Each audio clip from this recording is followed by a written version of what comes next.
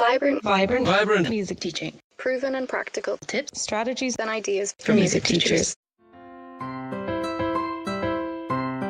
This is episode 18 of the Vibrant Music Teaching Podcast. I'm Nicola Canton, and in this episode, I'll take you through 3 emails that I think it's essential to send to all new piano parents in your studio.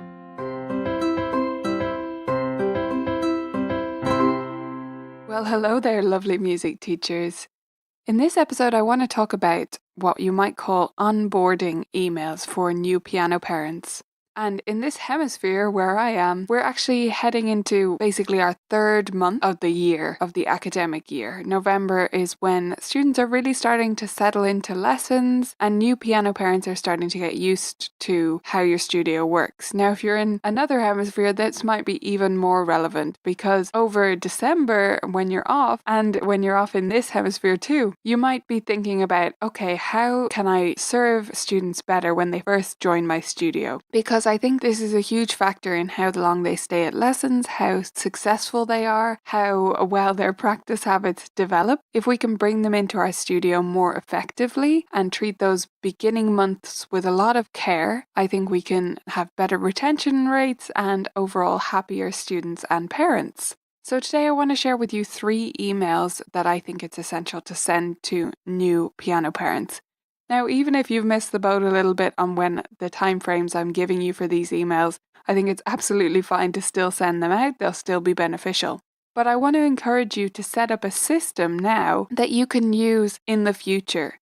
It doesn't have to be my 3 emails or with the timings that I'm suggesting here. You can have a system of 20 emails. You can have it automated through a system like MailChimp, or you can just have it laid out as bullet points in a notebook that you keep on hand. The point is that it's repeatable and that you can rely on yourself to do the same thing roughly every time, rather than just winging it. Because if we're just flying by the seat of our pants, it can mean that some students slip through the cracks a little bit, and you look back and go, oh yeah, I guess I didn't let them know about that practice tip or this incentive or how this works in my studio, right? And that's so easy to do. Everything should be systematized. As dull as that sounds, it's actually so useful, and it's how I get so much done in my days and how I make sure the consistency is there in my studio so that everyone is cared for. So I have these specific check-in points that I try to send these emails to new parents. Now, I mentioned the word onboarding there before, and if you don't listen to sort of business podcasts and marketing and that kind of thing, then you might not be familiar with this term. This is basically what we call it when a customer is new to a business and you're bringing them in and sort of making sure that they know that they made the right decision choosing you. So it's after the quote unquote sale, after a student has signed up to your studio. Your work shouldn't end there in terms of marketing. You want to, as we know, keep them warm, making sure that they know that they belong in your studio, that it was the right choice and that they shouldn't quit, right? So from the very beginning, we need to confirm in parents, in students' minds that they made the right choice in signing up to lessons at your studio, that this is perfect for them and that they're going to get along really, really well there. So this onboarding process can be as many emails as you like, but I'm going to give you just 3 so that you can get started and have something that's repeatable. Now, the first email I'm calling the "Your Child is Awesome" email. And this is probably even the most important. After the very first lesson you have with a student, and I'm not talking about the interview, by the way, so this isn't the first time you meet them probably, this is probably the 2nd or 3rd time you've met them, but it's the first proper lesson, quote unquote. So after the first proper lesson, send an email to the parent that basically says why their child is amazing, okay? So point out something specific about that child, or if it's an adult student, point out something specific about them that means that you're excited to work with them and you think they're going to do great. Now, for each child, this is going to be different, of course, and you want to point out something unique. So if they improvised really, really well at the first lesson and they obviously have a great ear and they landed on the tonic at the end of the improv, mention that. Explain why that's amazing and fantastic. If they took to notation straight away, if you started reading at the first lesson and they found it a piece of cake, mention that. If they just have the best stories about their school or their pets, mention that. Whatever you bonded with them over at the lesson, whatever musical attributes you saw, make sure to point them out to the parent, because the parent wasn't there, or even if they were there, they don't really notice these things that we see as music professionals, as teachers, day in, day out. We see the differences between different students and how they work on things and how they're going. So point them out to parents, even if they were there, send a follow-up email and just tell them why their child is awesome, why you're so excited to work with this student, and just why they're fantastic. It should just be pure fodder for the parent to gloat about their child, okay? This helps them to see that they made the right choice with you because they can see that you understand why their child is awesome. They know their child is great, right? Every parent thinks their child is fantastic.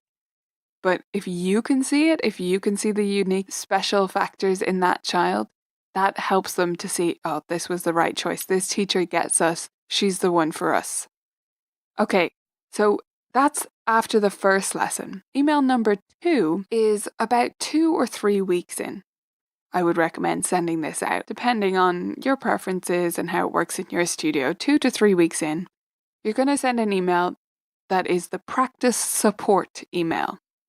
In this email, you want to offer support, and I genuinely mean support in their practice time.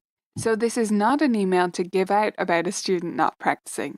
Not that you would ever give out, but you know what I mean. It's not pointing blame at the parent because there is no blame. They've barely started.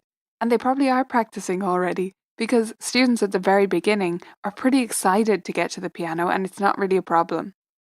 But this is exactly the point. This is why you want to get to them now. Because if you get to them now and offer the practice support and the best practices and all of that great stuff, then you head so many things off at the pass that could happen down the track when it comes to practicing. So in this email, I offer support. I say again how great their child is doing and mention some things that are going on in the lessons and in the studio more generally. And let them know that I'm here to help when it comes to practicing. I give suggestions on times that work for other students who are similar. So I give the example that actually several of my students find it really helpful to practice before school because they've so much going on after school.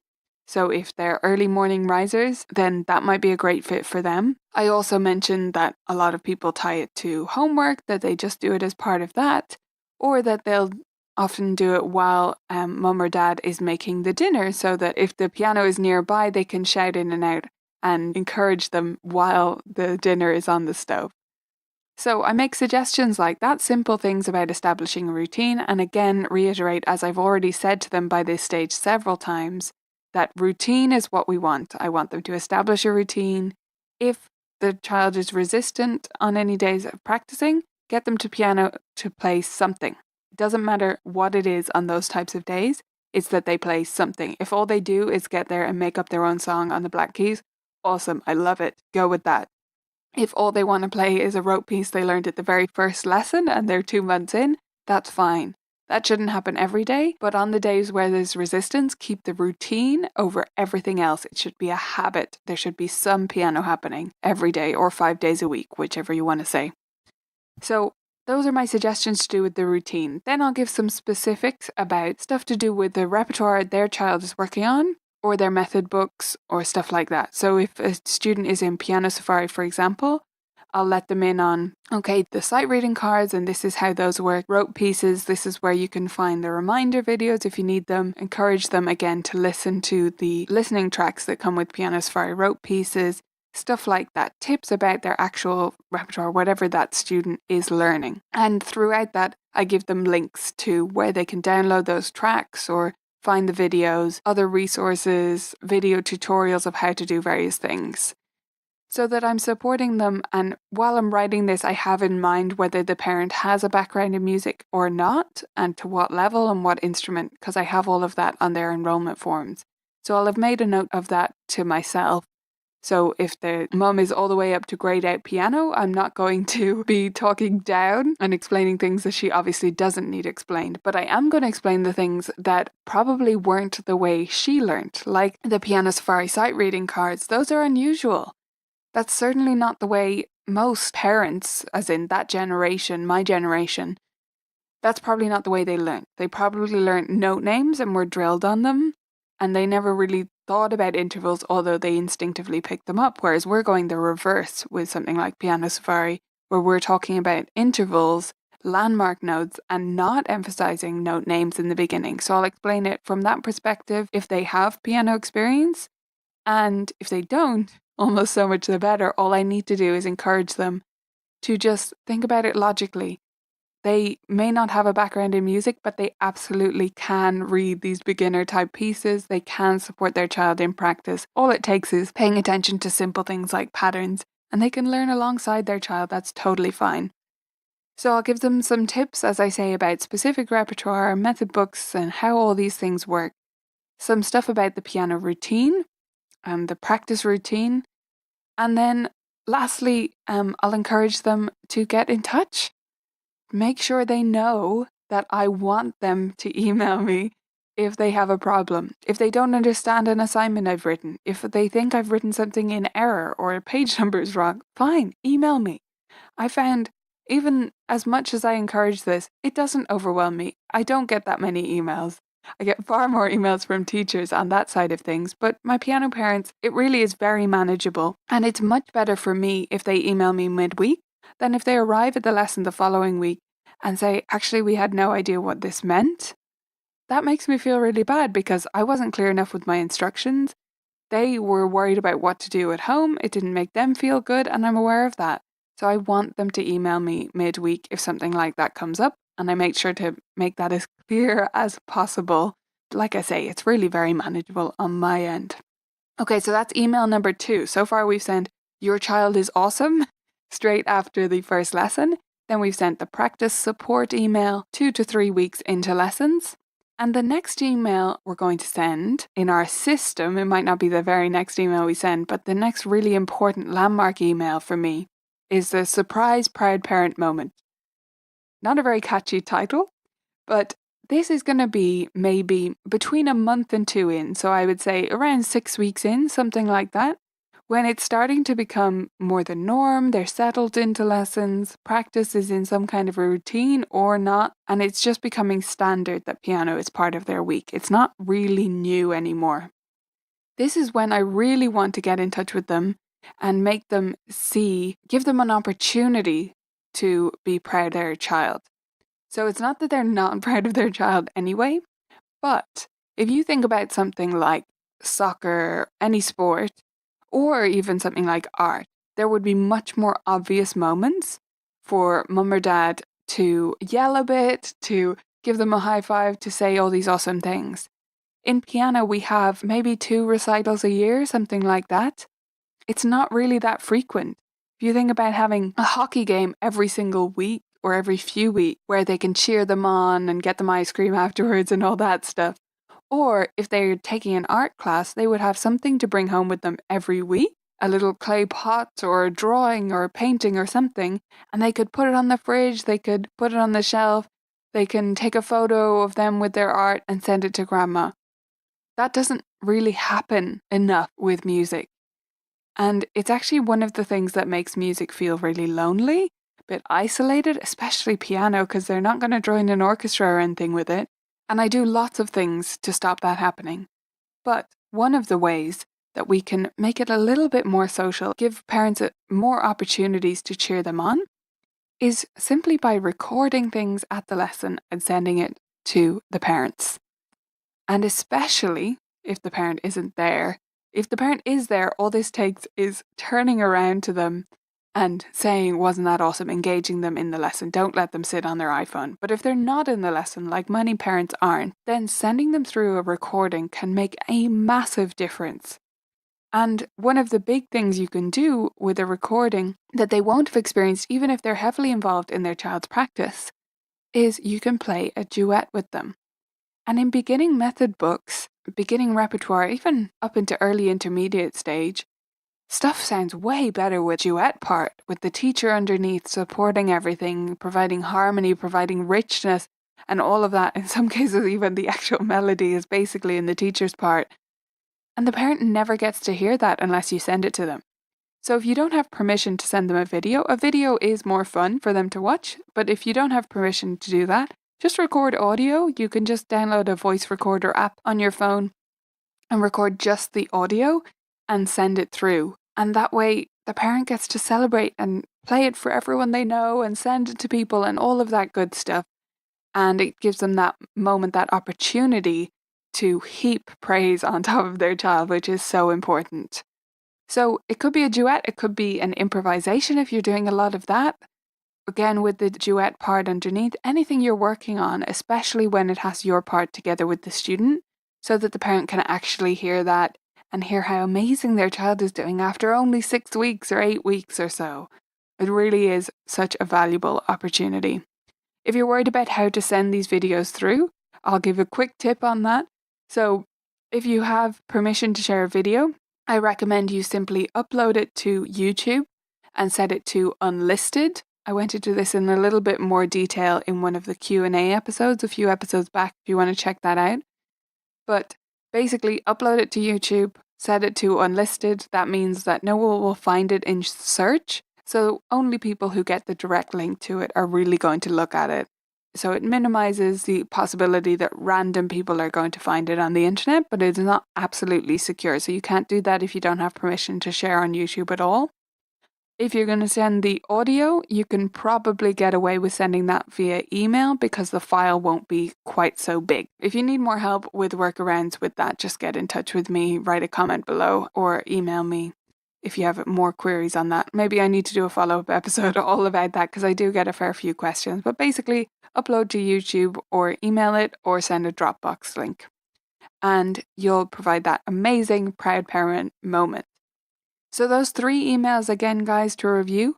You've got after the first lesson, send the "Your child is amazing" email.